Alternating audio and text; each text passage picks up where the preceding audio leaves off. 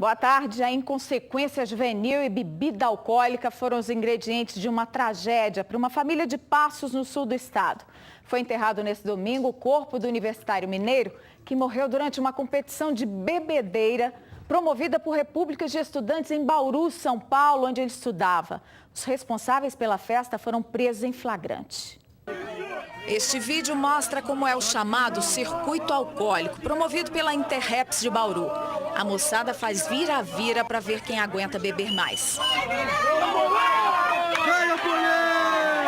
Humberto Moura Fonseca, de 23 anos, participou de um desse no sábado. Junto com outros estudantes que passaram mal, foi levado ao pronto-socorro da cidade, mas morreu de infarto. Ele cursava o 4º ano de Engenharia Elétrica na Universidade Estadual Paulista, a Unesp. Segundo o que apurou a polícia, ele pode ter consumido até 1,5 litro de vodka pura em cerca de 30 minutos. Humberto ficou em 3º lugar nesta competição imbecil. O estudante que ficou em 2º está na UTI. E o que ganhou também foi parar no hospital, mas foi socorrido rapidamente e escapou do pior. A polícia não divulgou os nomes dos 2 organizadores da festa que foram presos. Eles vão responder por homicídio com dolo eventual. Bandidos invadiram e roubaram a casa de um delegado aposentado que é ex-chefe do Departamento de Operações Especiais de Minas. Eles reviraram tudo e levaram objetos que valem cerca de R$100 mil. Eu senti minúsculo, muito abatido estou, né?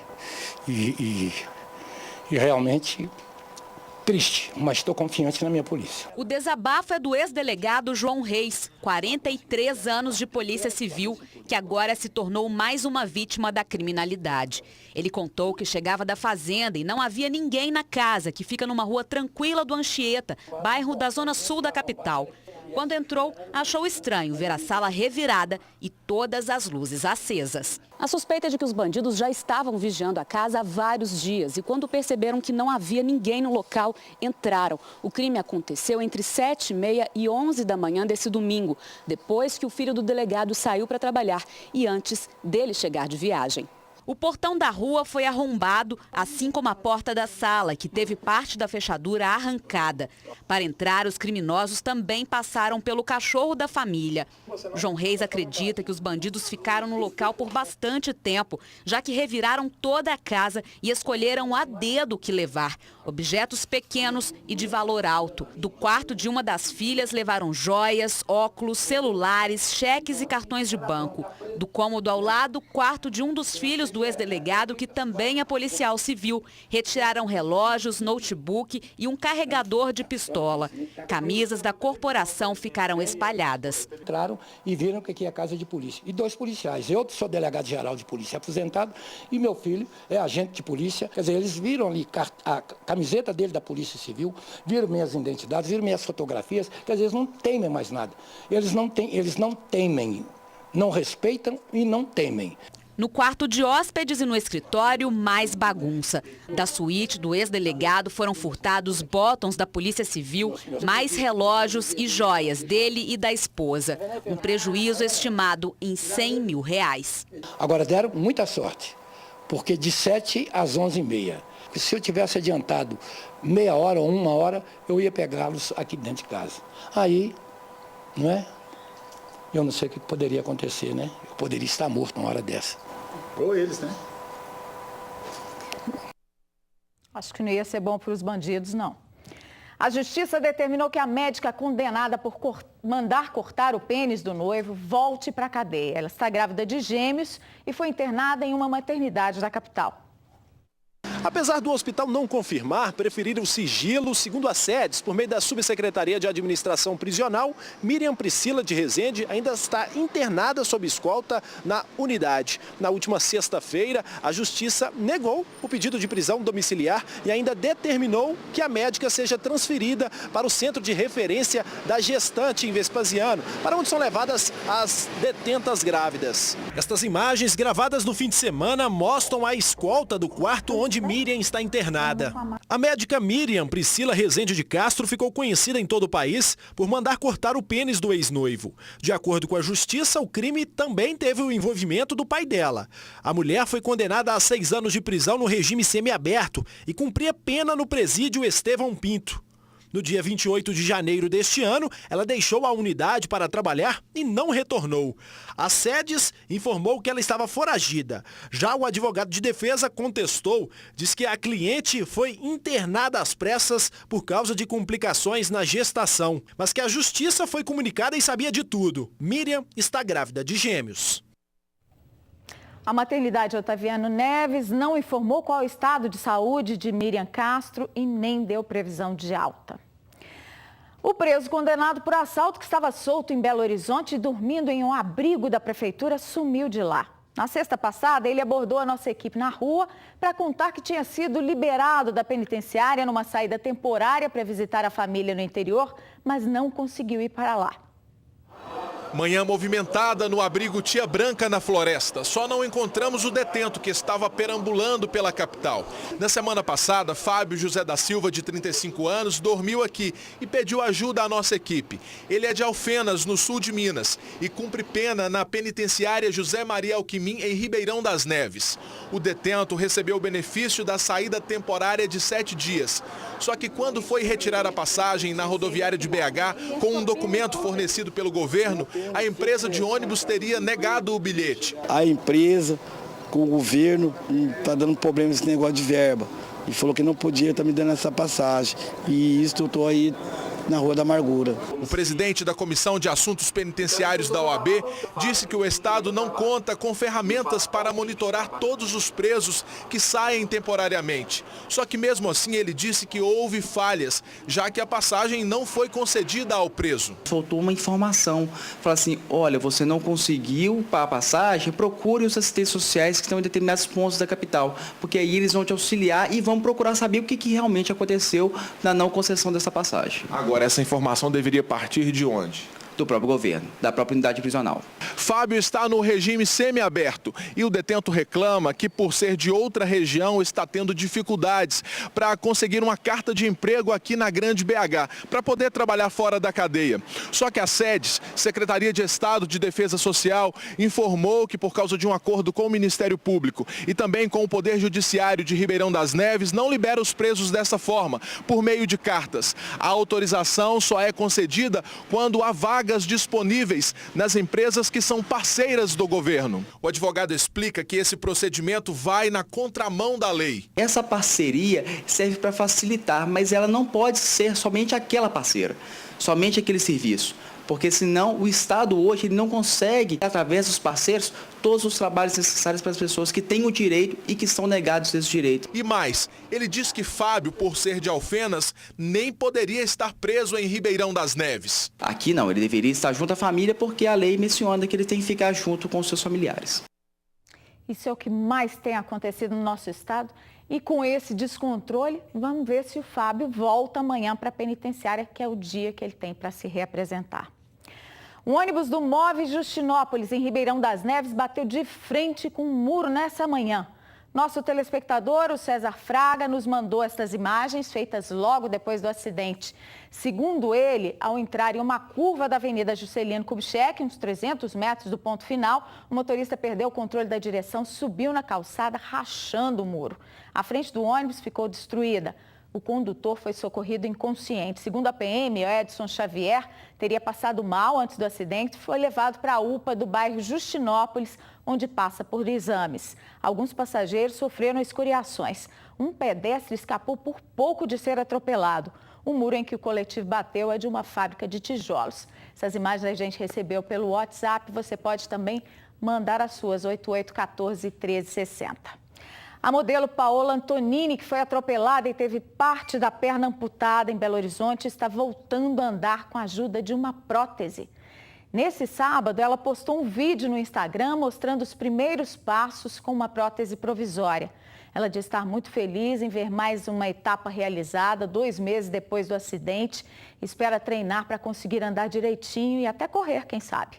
A Paola foi atropelada na Avenida Raja Gabalha, em Belo Horizonte, na madrugada do dia 27 de dezembro. Ela colocava malas no bagageiro do carro do namorado quando foi prensada por um outro veículo. A motorista que bateu no veículo dela estava embriagada, de acordo com o teste do bafômetro. Ela foi detida, mas pagou uma fiança de R$ 1.500 e agora responde pelo crime em liberdade. Um adolescente em uma moto roubada e armado foi baleado por policiais militares durante uma perseguição em Juiz de Fora. Segundo os policiais, o motociclista que estava nessa moto apresentou uma atitude suspeita e tentou fugir. Fomos proceder à abordagem, ele direcionou a moto para cima do passeio e caiu. Quando nós demos a volta na viatura para fazer a abordagem dele propriamente, ele sacou de um revólver que estava na cintura dele e nós tivemos que efetuar disparo com ele para revidar essa injusta agressão dele. Um detalhe que chama a atenção dos policiais é que essa moto consta como furtada ainda no mês de janeiro deste ano e a placa estava adulterada. É preciso olhar com cuidado para ver que esse número 8 foi feito com fita isolante. Esse adolescente ele tem histórico de envolvimento em criminalidade, em crimes violentos? Sim, ele tem passagens por tráfico, porte de arma mesmo, ele já foi preso portando arma de fogo. Segundo os policiais, essa foi a arma usada pelo adolescente. A mãe dele admite que o filho está cada vez mais violento, desde que o pai foi esfaqueado e o garoto se vingou. E ele foi e cobrou esta facada. Aí ele foi e agora matou o filho desse rapaz lá. A mãe desabafa, que não sabe mais o que fazer com o filho. Só Deus sabe quando. Porque eu já sentei, já conversei, eu tô para ir na justiça essa semana com ele, foi chamado, né, pela morte do rapaz. Agora veio essa polícia aí, me pega e me atira nele. Desgosto de ver o filho mais uma vez envolvido em problemas fez a mãe passar mal e precisar de atendimento no HPS. Um travesti foi preso suspeito de ter assaltado um homem no bairro Santa Branca, em Belo Horizonte. A vítima disse que estava só passando pelo local, perto de onde ele mora, quando foi abordado. Mas a versão do travesti é diferente. O assalto aconteceu no bairro Santa Branca, região da Pampulha, numa rua que é ponto de travestis. A vítima, este empresário, disse que voltava de uma boate de madrugada e seguia para casa quando parou no sinal de trânsito e foi abordada. Começou a conversar comigo, deu 2 minutos, ela chamou mais um monte de mulher, um monte de homem. Vem cá, vem cá, vem cá. Aí as mulheres já chegou com canivete, ela já pegou a bolsa, tô armado, me passa o dinheiro, me passa tudo. Luiz Cláudio afirmou ainda que um dos assaltantes é esse travesti que trabalha há 2 semanas na região. Mas a história dele é um pouco diferente da que a Lana contou. Eu estava no meu ponto e ele me chamou, entendeu? Ele me chamou pra gente sair, pra mim fazer meu trabalho com ele. Eu saí com ele e depois, tipo assim, ele não quis me pagar o meu valor. Depois, quando ele foi me pagar, chegou 2 drogadas usuárias de droga abordando nós 2. Entendeu? Tomaram o dinheiro dele, eu ainda consegui tomar o celular de uma das drogadas e devolver para ele. Segundo a polícia, a carteira de Luiz Cláudio foi recuperada, mas sem os R$300 que estavam nela. A vítima procurou ajuda neste batalhão próximo ao local, mas 2 pessoas envolvidas no crime não foram encontradas.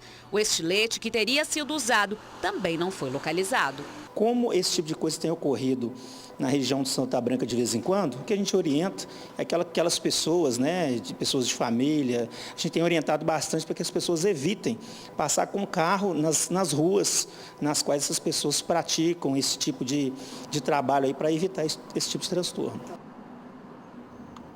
Parte do teto de uma sala do Hospital João 23 caiu durante a chuva da noite de sábado em Belo Horizonte. Um cano não aguentou a pressão da água e se rompeu. O vazamento foi em um cano que fica no teto da sala de atendimento a pacientes com politraumatismo. Segundo a direção do hospital, assim que os funcionários perceberam que a água estava escorrendo, 2 placas de gesso foram quebradas. Nós tivemos apenas 2 placas de 40 por 70, que nós optamos por retirá-la, mas todo o outro forro ele continua íntegro. Ele explicou ainda que os 14 pacientes que estavam no local foram remanejados para um outro setor e que ninguém teve complicações por causa da mudança de sala. Casos de menor complexidade que chegavam ao HPS eram encaminhados para outros hospitais. Nenhum prejuízo para aquele paciente grave, vítima de politrauma, o grande queimado, o grande intoxicado, ele continua podendo vir para cá. O que nós fizemos, um contato com o Corpo de Bombeiros, com o SAMU, de maneira que aquele paciente que pode ser absorvido nas outras unidades de baixa complexidade, que ele possa continuar sendo recebido lá. Este técnico em enfermagem que trabalha no pronto-socorro e que também é diretor da Associação Sindical dos Trabalhadores em Hospitais de Minas Gerais, disse que o cano que apresentou o vazamento está enferrujado. Ele aponta falhas no serviço de manutenção do hospital. Um dia antes de acontecer essa situação do pole, também caiu uma parte do teto de uma outra sala, no mesmo ambulatório. Então já tinham visto que algo estava errado sobre essas placas. Negligência, para mim é negligência. Há um mês atrás, esse mesmo cano teve um vazamento e, segundo a manutenção, ela foi contida com Durepox e foi alertado a FEMIG Central, que é responsável pela estrutura, de que o cano estava podre e já enferrujado. Isso há um mês. A manutenção, como eu disse, ela vem sendo feita preventiva e corretivamente regular. Nós vamos continuar com esse programa e verificar agora se esse cano tem alguma outra coisa, alguma evidência de uma fissura e tal. E isso só essa avaliação da engenharia que vai poder definir. A Fundação Hospitalar de Minas Gerais informou que a sala de politraumatizados já foi liberada depois dos reparos necessários. O atendimento está normalizado. Mesmo assim, a direção da HPS pede que casos menos graves sejam encaminhados para outros hospitais ou UPAs, pois está sendo feita uma vistoria completa no sistema hidráulico do prédio.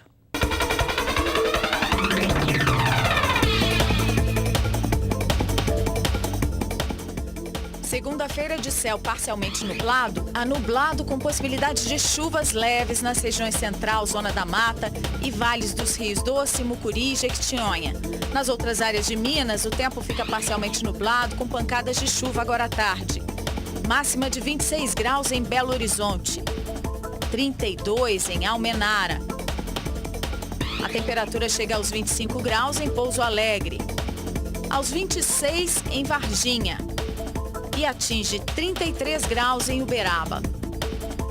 Belo Horizonte amanheceu com dia nublado, agora está um pouco mais claro, como você vê nessa imagem ao vivo, temperatura de 26 graus, e a umidade relativa do ar está em 58%. A presidente Dilma Rousseff sanciona hoje sem vetos a lei dos caminhoneiros.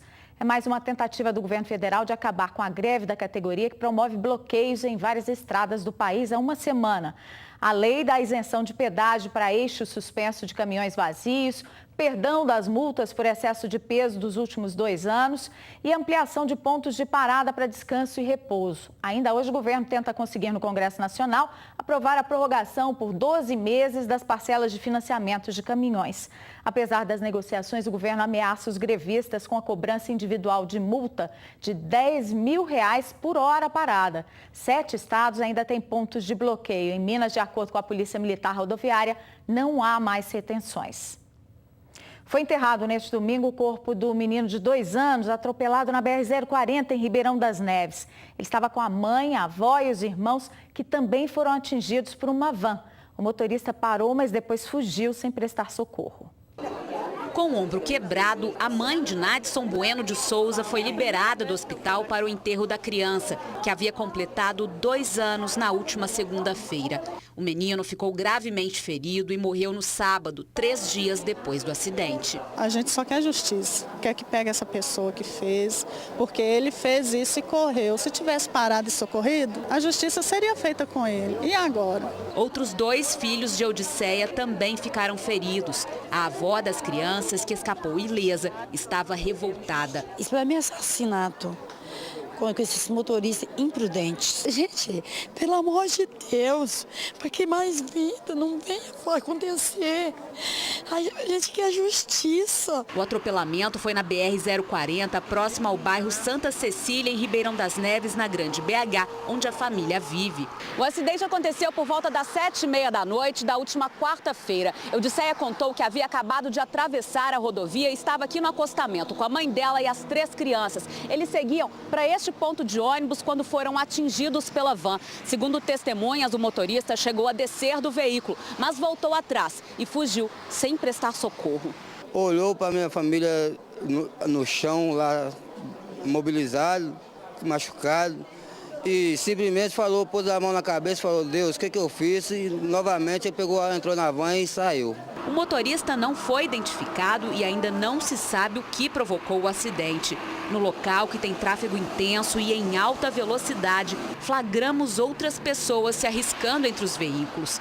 Moradores da região reclamam da falta de segurança. O dia que eu vim aqui, que eu precisei atravessar de lá para cá e voltar de novo, quem passou comigo foi meu irmão, que eu morri de medo de atravessar. Está precisando urgente de uma passarela aqui para amenizar um pouco o acidente aqui.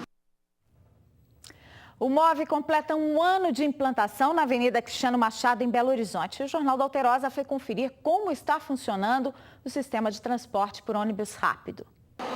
O tempo passou, mas os problemas... Resolveu nada, só piorou. Não mudou nada, continua a mesma coisa. Piorou, não mudou nada isso aqui.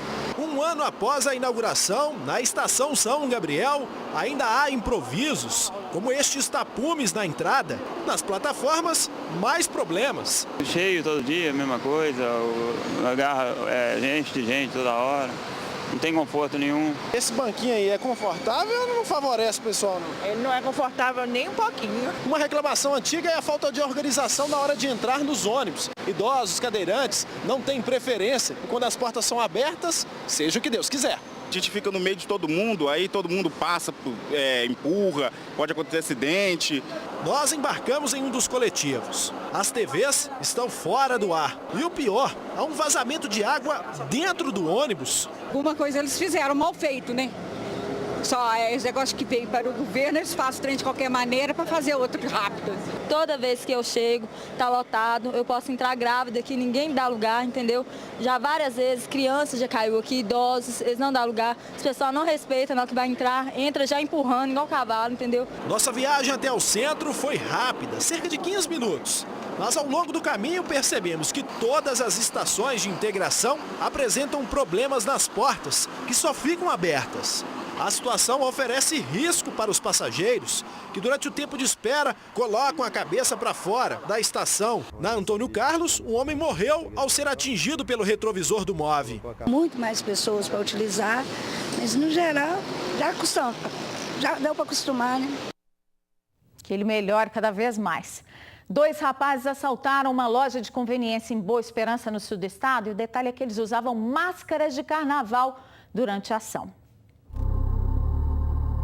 São 2 rapazes. Eles entram armados com uma faca e um revólver. Um deles aborda um cliente que entrega dinheiro e o cartão de crédito. O rapaz diz que não aceita cartão e o devolve. A ação dura cerca de 1 minuto. Todo o dinheiro do caixa é levado, cerca de R$200. O assalto foi às 11h30 da noite. O estabelecimento funciona 24 horas por dia. A suspeita é que os rapazes sejam menores de idade. É a primeira vez que o estabelecimento é assaltado. Agora, o que chama mais atenção nesse caso é que os rapazes vieram com máscaras de carnaval para não serem identificados. Os jovens usavam um capuz, o que também dificulta a identificação. O dono da loja não quis gravar a entrevista. Ao terminar a ação, os rapazes fogem a pé em direção ao centro de Boa Esperança. A polícia faz buscas e localizou a faca que teria sido usada no crime. Os suspeitos ainda não foram encontrados.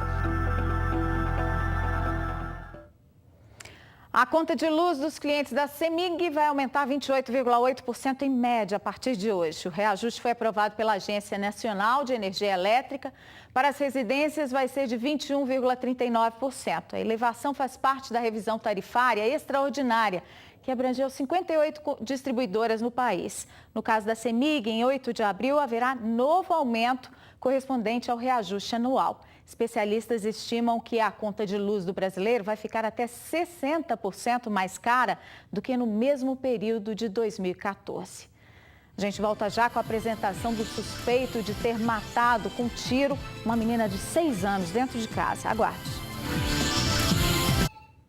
O suspeito de atirar e matar uma menina de 6 anos em Nova Lima se apresentou hoje à polícia. Jonathan Aparecido Lopes chegou à delegacia acompanhado de parentes e do advogado. Ele confessou ter assassinado a menina Yasmin Vitória, de 6 anos, acidentalmente. Fui lá para chamar o pai da criança, sem querer o revólver disparou. De quem que é o revólver? Era meu, só isso mesmo. Segundo os irmãos de Jonathan, ele contou que o revólver calibre 32 estava em cima da cama onde dormem o padrasto e a mãe de Yasmin. Até então, ele estava limpando ela quando disparou, entendeu? Ainda de acordo com os parentes do suspeito, o padrasto de Yasmin, Júlio Clécio Gomes, teria autorizado Jonathan, que já foi preso por tráfico de drogas e roubo, a guardar a arma na casa da família. Jonathan morava de aluguel em um dos barracões do imóvel que pertence ao pai de Júlio. Segundo testemunhas, logo após a menina Yasmin ser atingida com um disparo na cabeça, Jonathan fugiu para a casa de amigos aqui em Nova Lima. E na última terça-feira, ele se escondeu na casa da mãe em Betim, onde contratou um advogado. A mãe do suspeito estava nervosa e disse que o filho vai ter que pagar pelo crime. Infelizmente, um acidente, uma tragédia que foi com 2 famílias, eu estou destruída. Arma em casa, principalmente onde tem criança, não dá certo. Outras informações nos nossos noticiários às 6h40 da noite. Eu volto amanhã. Até lá, uma boa tarde para você.